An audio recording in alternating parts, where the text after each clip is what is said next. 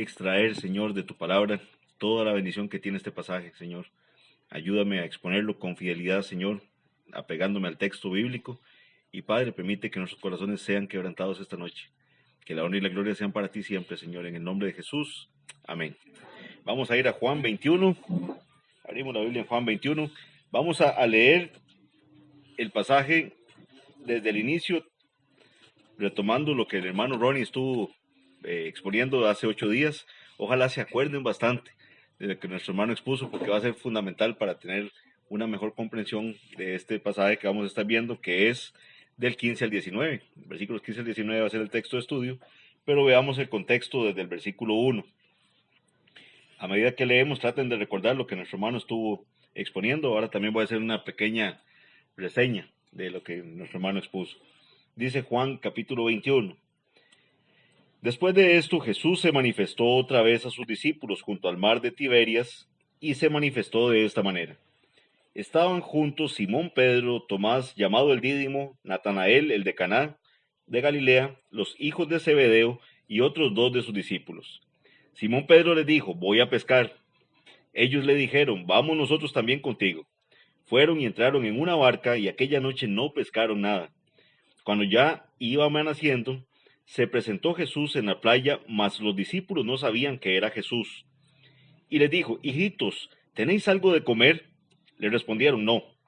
Él les dijo: echad la red a la derecha de la barca, y hallaréis.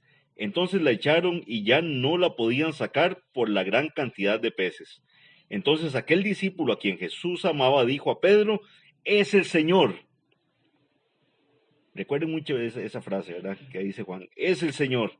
Simón Pedro, cuando oyó que era el Señor, se ciñó la ropa porque se había despojado de ella, y se echó al mar. Y los otros discípulos vinieron con la barca arrastrando la red de peces, pues no distaban de tierra sino como 200 codos.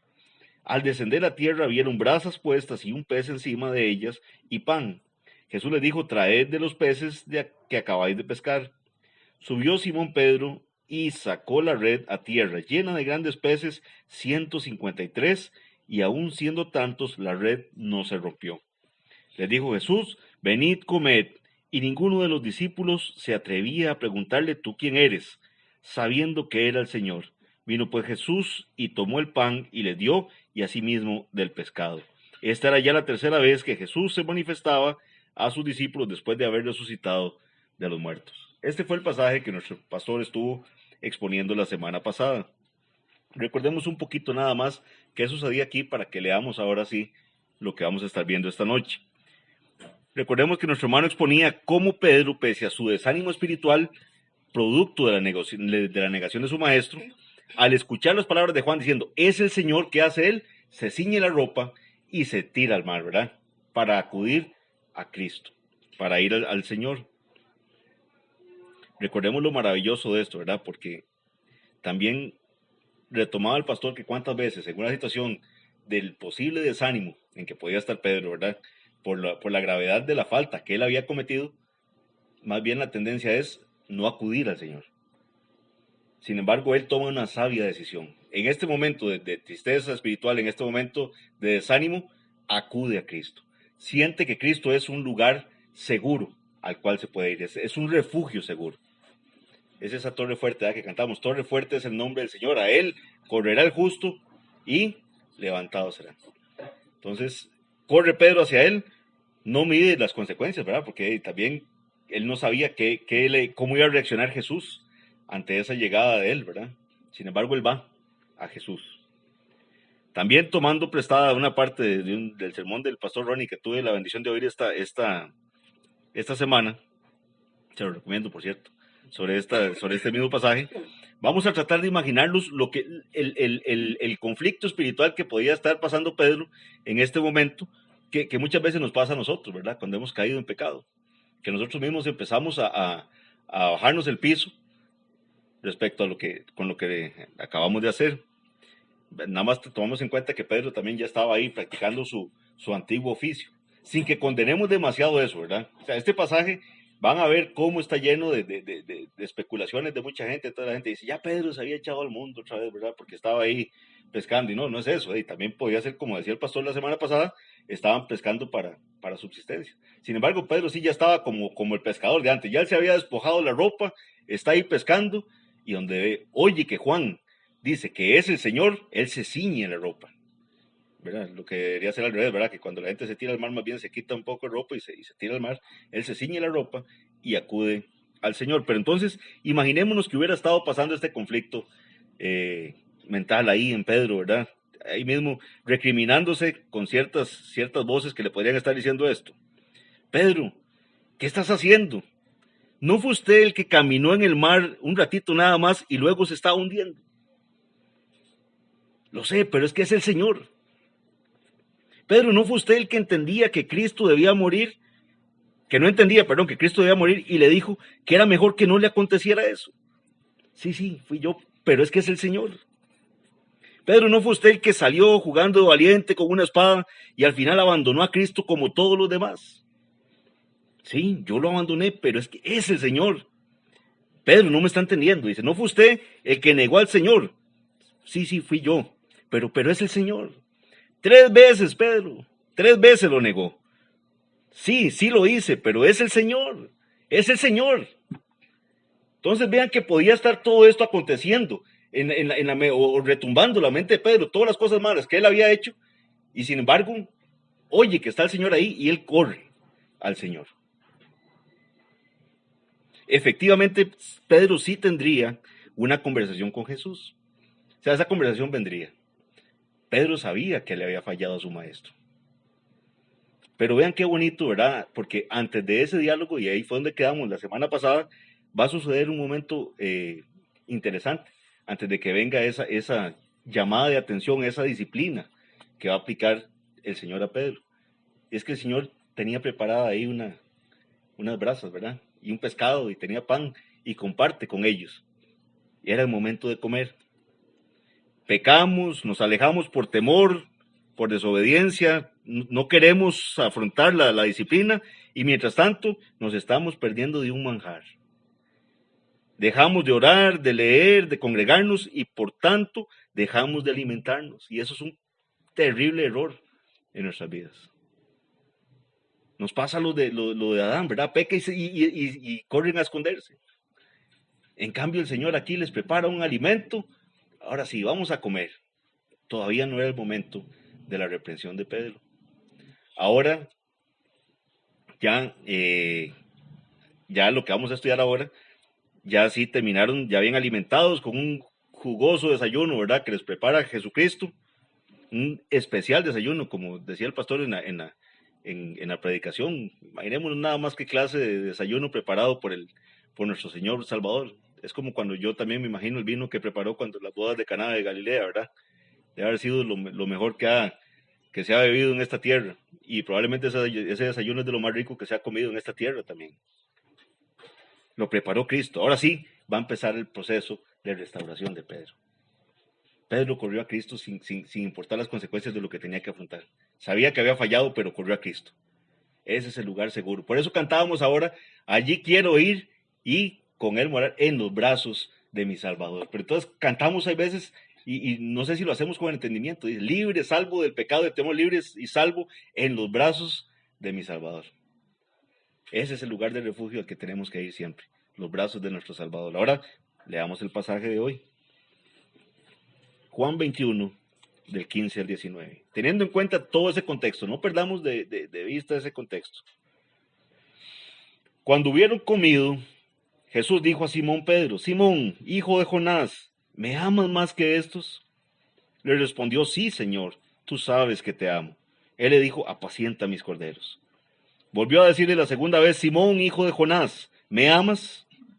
Pedro le respondió, sí, Señor, tú sabes que te amo. Le dijo, pastorea mis ovejas. Le dijo la tercera vez, Simón, hijo de Jonás, ¿me amas? Pedro se entristeció de que le dijese la tercera vez, ¿me amas? Y le respondió, Señor, tú lo sabes todo, tú sabes que te amo. Jesús le dijo, apacienta mis ovejas. de cierto te digo, cuando eras más joven te ceñías e ibas a donde querías, mas cuando ya seas viejo, extenderás tus manos y te ceñirá otro y te llevará a donde no quieras. Esto dijo, dando a entender con qué muerte había de glorificar a Dios. Y dicho esto, añadió, sígueme.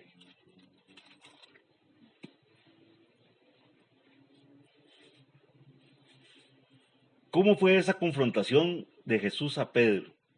Ya terminaron de comer, ahora sí viene la conversación seria que tenía que ocurrir. ¿Cómo confronta el Señor a Pedro? Con gestos violentos, con reclamo, le dice, ¿cómo me pudiste haber hecho eso, Pedro?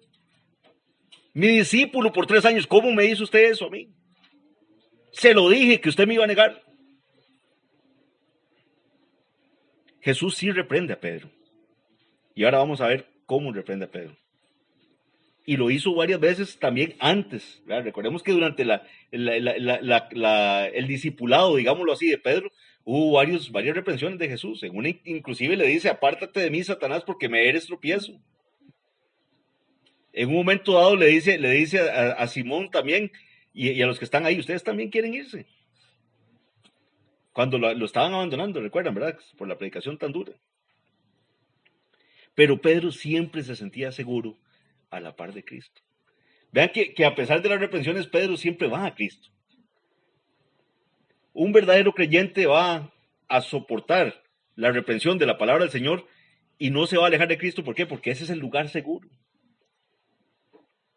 Lamentablemente este texto que vamos a estar estudiando, como se los dije, no escapa de un montón de especulaciones que cristianos sinceros han hecho al respecto, los cuales también lo que van a provocar es que nos distraigamos y nos desviemos de lo que realmente el texto nos está diciendo. Vamos a encontrar especulaciones como las que decía el pastor Ronnie de los 153 pescados, ¿verdad? Entonces que van a sumar y que todo esto, o van a encontrar temas con que una vez dijo corderos y en la otra dijo ovejas, y que en una con las diferencias en amar, que ahora lo voy a explicar un poquito más.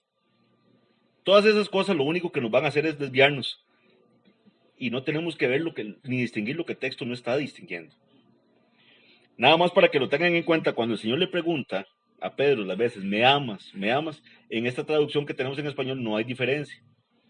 Pero en el griego se usan dos palabras, que son agapao y fileo, que en realidad en el griego koiné son sinónimos. Los dos son sinónimos de amar. Hay muchos teólogos en la historia que no distinguieron mayor diferencia con estos términos, entre ellos Juan Calvino, que no decían que había mayor problema con que en un momento se utiliza una y en la otra.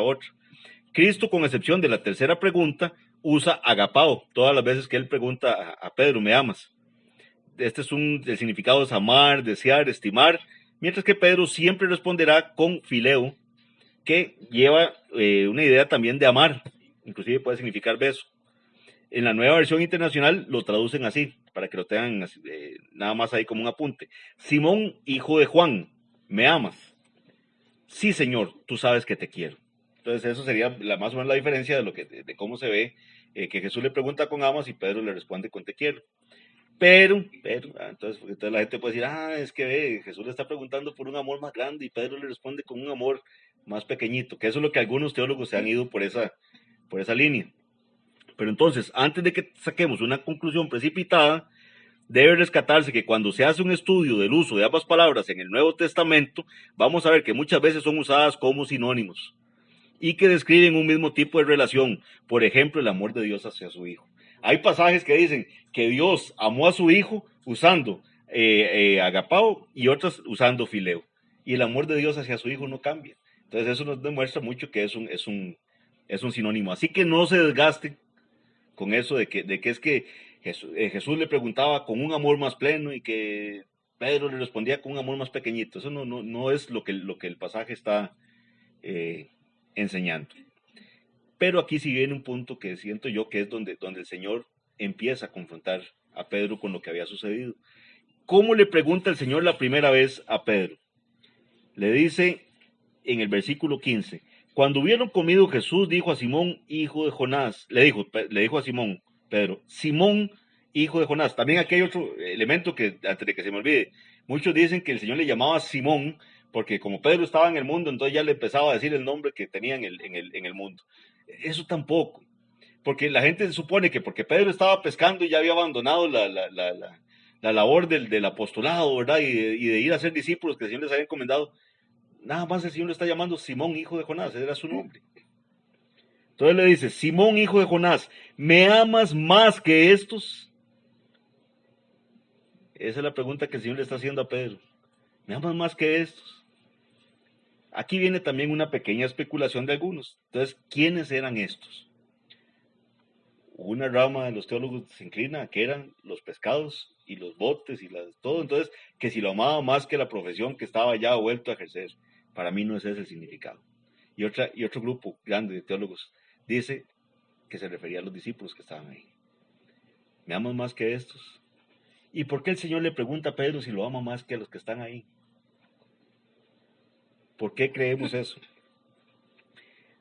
Nos dice la palabra del Señor en Lucas 22, 61 al 62, que cuando Pedro ya había negado a Jesús, recordemos que lo niega 3 veces, como el Señor ya se lo había adelantado. Pedro, usted me va a negar 3 veces. Antes de que el gallo cante, usted me va a negar 3 veces. ¿Qué pasó? Dice que el Señor se vuelve y mira a Pedro, y entonces ahí Pedro se acuerda de lo que el Señor le había dicho y él llora amargamente. Pero ¿qué había sucedido antes de eso? ¿Qué había sucedido? Nos dice Mateo 26:33, respondiendo Pedro le dijo, aunque todos se escandalicen de ti, yo nunca me escandalizaré. O sea, puede ser que todos estos se escandalicen, Señor, pues yo no me voy a escandalizar de usted.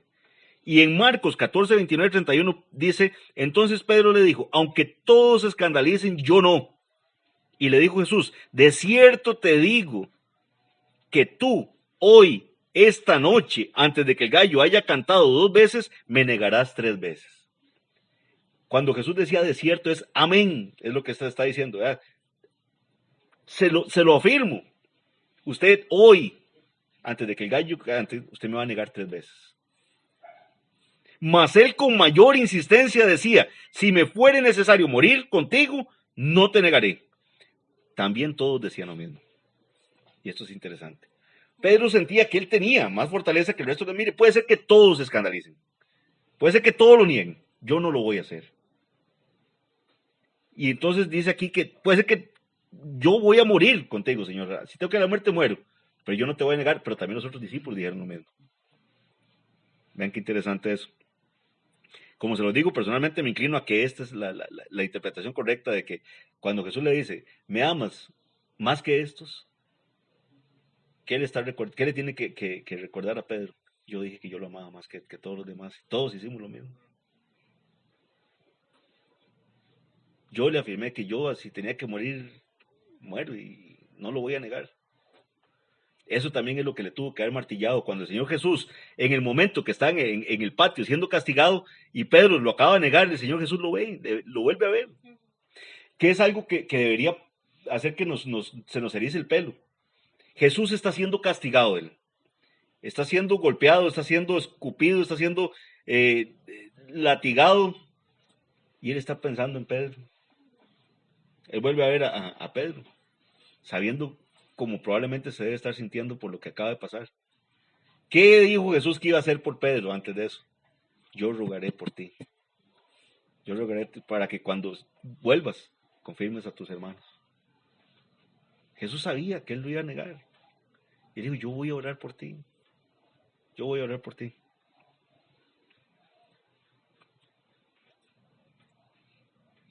Como les digo, así se tenía que estar sintiendo Pedro. Ya había negado a Jesús. El Señor lo ve. Se acuerda de la palabra que el Señor le había dicho. ¿Cómo le había dicho? Antes que el gallo cante hoy me negarás 3 veces. Y por eso ya había llorado amargamente. Y esto le tiene que estar retumbando. Por eso la respuesta de Pedro en el versículo 15, Jesús le dice, usted me ama más que todos estos. ¿Qué le responde Pedro? Él le dijo, sí Señor, tú sabes que te amo. Pero no le reafirma así, yo lo amo más que todos estos. Yo te amo, pero ¿verdad? Que ya no puede afirmar tan fuertemente lo que él había dicho. Versículo 16, volvió a decirle la segunda vez, Simón, hijo de Jonás, ¿me amas? Ya no le dice más que esto, ¿me amas? Pedro le respondió, sí, Señor, tú sabes que te amo.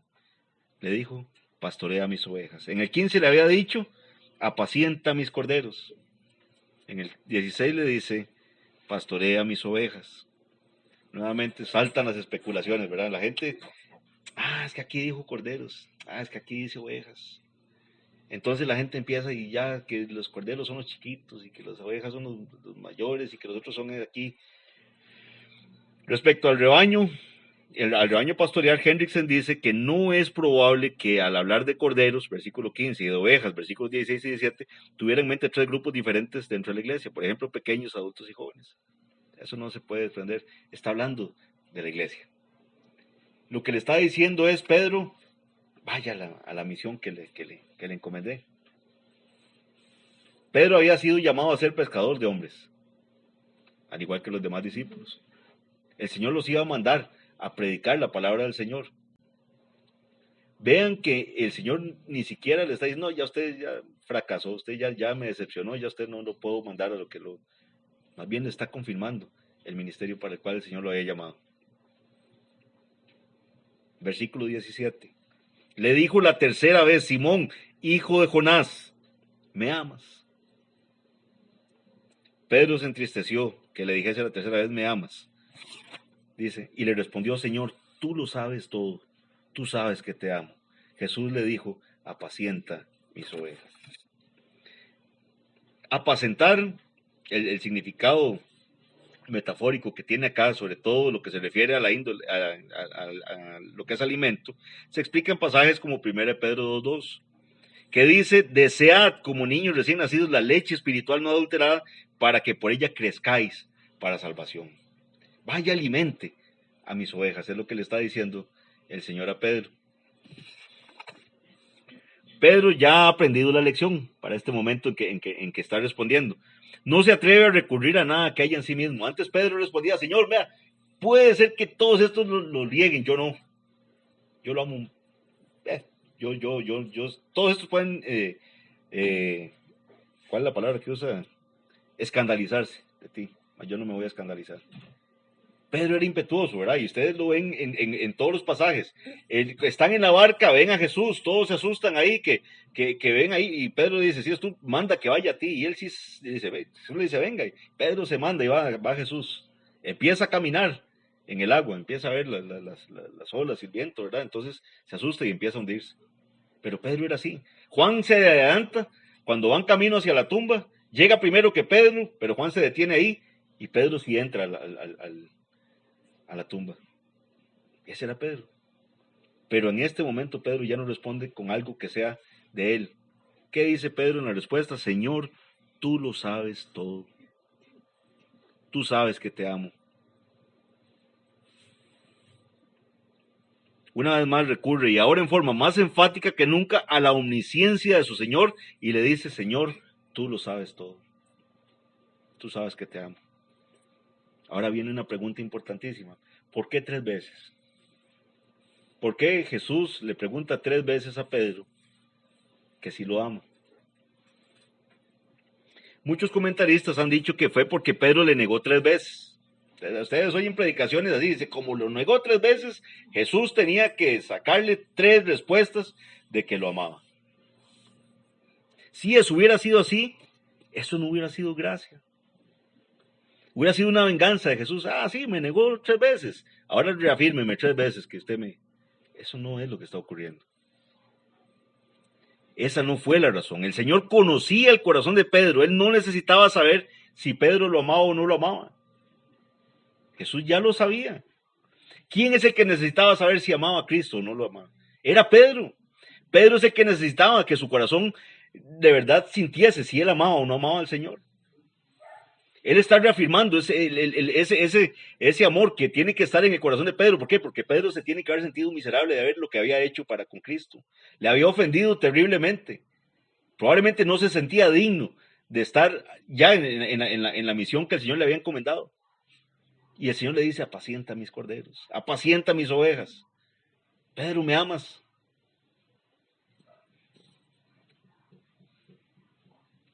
Pasemos al 18 y al 19 para tocar un punto importante ahí en cuanto a lo que el Señor le profetiza a Pedro que va a ocurrir, para entrar a hacer un análisis final de este pasaje.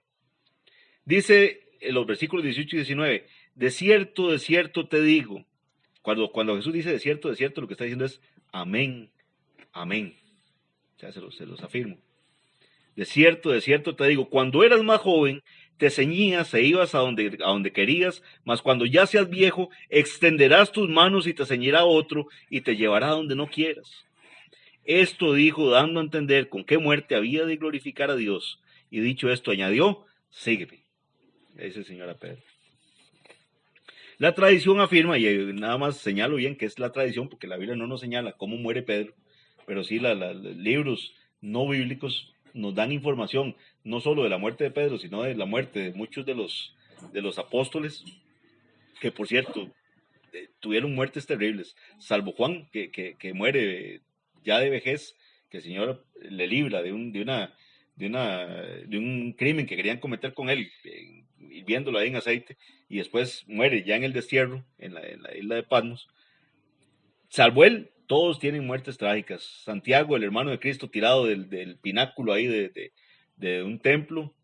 Otros muertos a espada, como Jacobo, que sí no lo registra la Biblia. Y en el caso de Pedro, la tradición afirma que Pedro murió crucificado en la posición inversa de arriba abajo. Por eso Jesús acá le dice que, mas cuando ya seas viejo, extenderás tus manos y te ceñirá otro y te llevará a donde no quieras. En la historia de la iglesia, el volumen 3.1 de Eusebio, se dice lo siguiente: se cree que Pedro predicó en Pontios, Galacia, Betania, Capadocia y Asia Menor a los judíos de la diáspora. Llegando a Roma fue crucificado cabeza abajo según su propio deseo. Y esto afirman algunos porque él dijo que no era digno de morir con la misma muerte de su Señor. Entonces se le crucificó cabeza abajo. Ya aquí Pedro, llegamos al final de la reprensión de Jesús, que vean que es una reprensión amorosa. El Señor confronta el pecado, sí, porque el pecado hay que confrontarlo, pero lo hizo con amor. Recuerden como con la mujer samaritana, ¿qué le dijo él en un momento dado cuando están conversando? Vaya y le dice a su marido, ¿qué tal cosa? ¿Qué dijo ella? No tengo marido. Dice, bien has dicho, no tengo marido, porque 5 maridos has tenido y el que ahora tienes no es tu marido. ¿Qué le dice? Ay, Señor, me parece que eres profeta. Y ya entonces ella desvía el tema y dice, mira, ¿y dónde tenemos que adorar? Los judíos dicen que es allá en Jerusalén y nosotros decimos aquí que es en este monte. Pero esa mujer quedó impactada de la forma en que el Señor la confrontó con su pecado. Pedro aquí quedó impactado por la forma en que el Señor le confronta con su pecado. Pedro había pecado, eso es cierto. Pero el Señor no sacó ahí un dedo acusador y haciéndolo sentir mal. ¿Cuál era el propósito de él? Restaurarlo para la obra que él le había llamado. Pedro ya es restaurado aquí en forma total y pública. ¿Por qué pública? Está delante de los otros discípulos. A los otros discípulos también les tiene que haber llegado esa reprensión que el Señor les está haciendo. ¿Por qué? Porque por Pedro se ha reprendido por algo que ellos mismos también dijeron en algún momento. Pero vean que eso no termina ahí. El versículo, cuando Juan da la explicación diciendo, esto dijo dando a entender con qué muerte había de glorificar a Dios, o sea, Juan nos da la interpretación de qué quiso decir el Señor con esa expresión de que le extenderían las manos y que alguien nos llevaría y que ya iría donde no quería. Dice al final, y dicho esto añadió, sígueme. Sígueme, le dice el Señor a Pedro. Aquí vamos a utilizar un comentario de Hendrickson que dice lo siguiente: sígueme no tuvo un significado literal, como si a partir de ese momento Pedro fuera de nuevo a acompañar a Jesús paso a paso. ¿Por qué? Porque ya vendría luego lo que es la ascensión de Cristo. O sea, Jesús no le está diciendo sígame ya como antes, como era el ministerio que ellos seguían a Jesús. Debe tenerse presente que ya había terminado la forma anterior visible de asociación diaria del Señor con sus discípulos. En consecuencia, lo que Jesús quiso decir fue, sé mi discípulo y apóstol, y como tal, sígueme en servicio, sufrimiento y en muerte. estando dispuesto a soportar aflicciones e incluso el martirio por mi causa. Fue un llamamiento renovado al discipulado y a los deberes del oficio apostólico. ¿Ven qué bonito eso? El Señor le está diciendo, sígame, ya pasó esto. Ya fue confrontado lo que tenía que ser confrontado. Ahora sígame.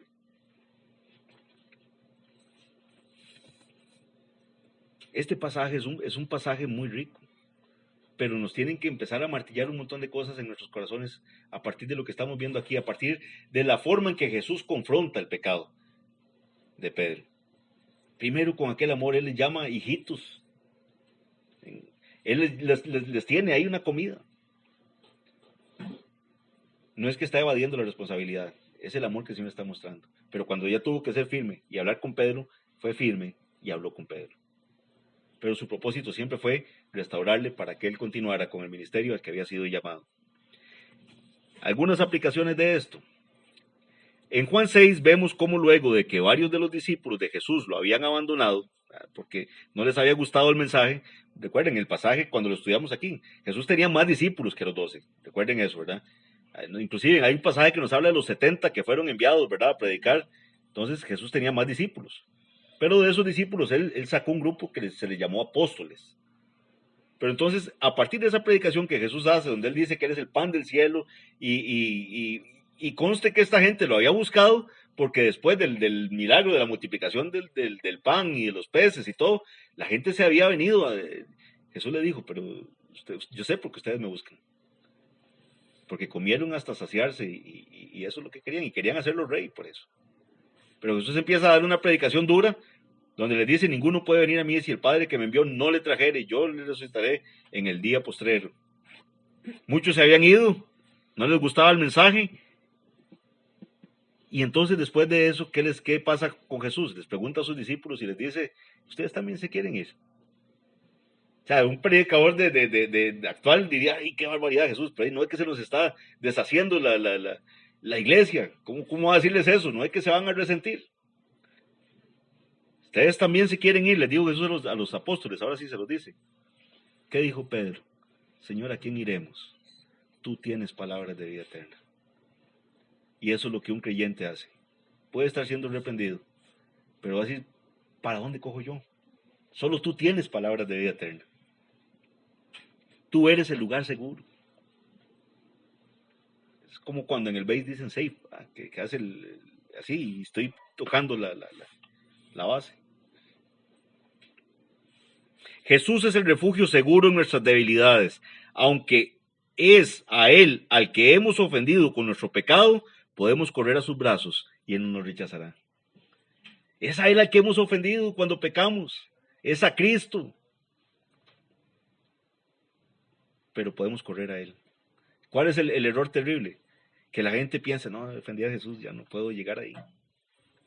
Tengo un conocido que asistía a la iglesia y le acabo de enseñar al pastor, responde, estoy resolviendo unos problemas primero y después voy a la iglesia. No, venga Cristo.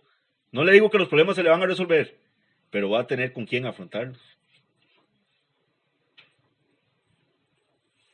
Es a Él al que hemos ofendido, pero Él no va a quitar sus brazos, no nos va a rechazar. No hay pecado tan grave que nos pueda privar de encontrar seguridad y restauración en los brazos de nuestro Salvador. Cristo es el lugar seguro que todos necesitamos. Es un lugar de reconciliación. La pregunta va a ser esta, entonces. Estamos claros que Jesús es el lugar seguro y el lugar de restauración. Ahora, introspectivamente, digamos esto. ¿Es la iglesia un lugar seguro para los pecadores? ¿Será que a veces nos olvidamos que también todos nosotros vivimos en otro tiempo con los deseos de nuestra carne, haciendo la voluntad de la carne y de los pensamientos, y que éramos por naturaleza hijos de ira, lo mismo que todos los demás? ¿Somos un lugar seguro para los pecadores? ¿Pueden venir corriendo a la iglesia sabiendo que lo que vamos a buscar es la restauración de los pecadores? Esta semana tuve la bendición de escuchar una predicación que me mandó el pastor Ronnie del hermano Steve Henning, que Dios goce. En esta predicación el pastor Henning citaba a John Newton. John Newton era fue el autor del himno Sublime Gracia. Recuerden que el himno de Sublime Gracia dice: fui ciego, mas hoy miro yo, perdido y él me halló. Dice este himno precioso. John Newton decía lo siguiente respecto a la falta de compasión que a veces se vive en la iglesia. Decía Newton: imagínese que después de haber sido sanado de su ceguera, Bartimeo, ahora con plena vista, viéndolo todo, se topa con varios ciegos ahí moviéndose. Llega Bartimeo y es sanado de la ceguera. Y se topa con un poco de ciegos ahí, moviéndose lentamente, porque son ciegos, ahí van los cieguitos.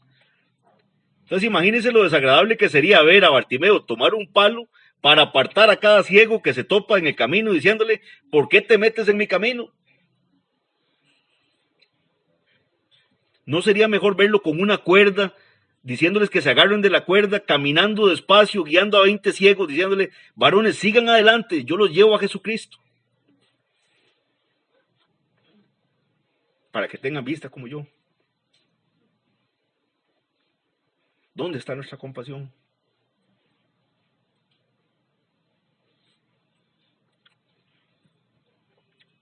¿Por qué no nos identificamos con los débiles?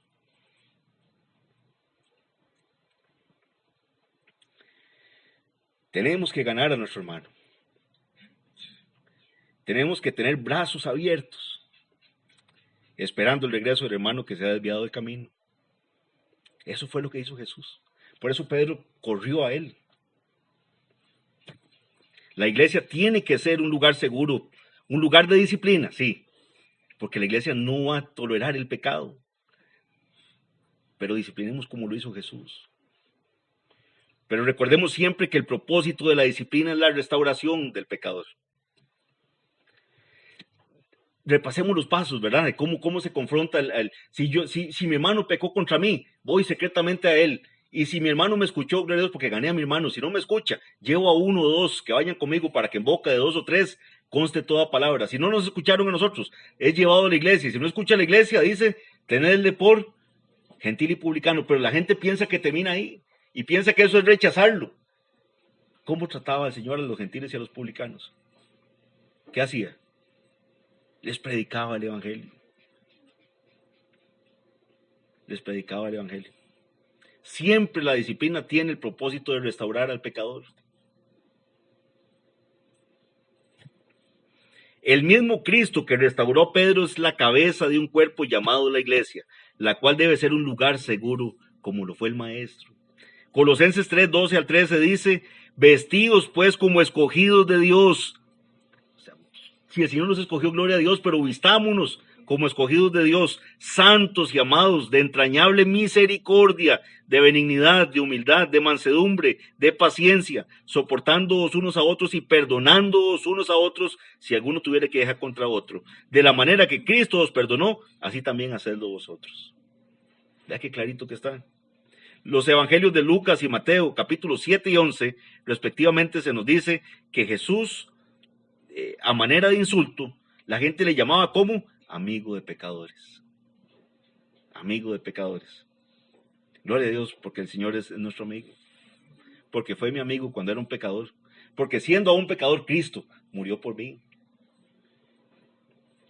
Ya para finalizar, en Lucas 7, 36 al 50, se nos enseña cómo una mujer pecadora unge los pies de Jesús. ¿Se acuerdan, verdad? Que vimos esa historia también en algún momento.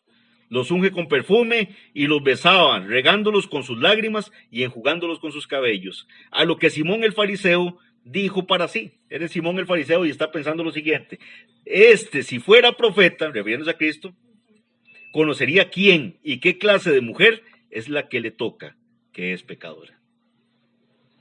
Jesús, luego de exponerle una impactante parábola ahí a Simón, le dice: sus muchos pecados le son perdonados. ¿Por qué? Porque amó mucho. Mas aquel a quien se le perdona poco, poco ama.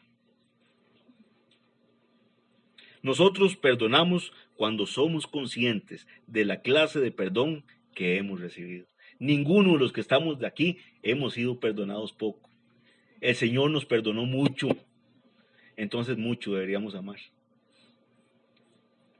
Necesitamos repasar con más frecuentemente el inmenso perdón que hemos recibido para que se suavicen nuestros duros corazones y se vuelvan más compasivos, así como nuestro Salvador fue compasivo con Pedro, restaurándolo y diciéndole, ¿qué le dijo al final? Sígame. Ese es nuestro Cristo. Ese es el lugar seguro. A esos brazos es los que queremos correr. Que los pecadores quieran correr a la iglesia también. Quieran venir a nosotros también como hijos de Dios, que sientan seguridad en eso. Amén. Vamos a orar. Padre bendito, Señor, que la honra y la gloria sean para ti, Padre. Perdónanos si hemos sido duros, Señor. Perdónanos porque tú nos perdonaste, Señor, siendo muy pecadores, Señor. Que queramos amar a nuestros hermanos, Señor. Restaurar pecadores, Señor, para la honra y gloria tuya. Gracias porque para eso está la iglesia acá, Señor, para predicar el evangelio, las buenas nuevas, que en ti hay salvación y que en ti hay perdón. Gracias, Padre bendito, por esta enseñanza, y gracias, Padre, por la forma en que nos enseñó Cristo a tratar con pecadores, Señor. Gracias a ti, Señor, en el nombre de Jesús. Amén.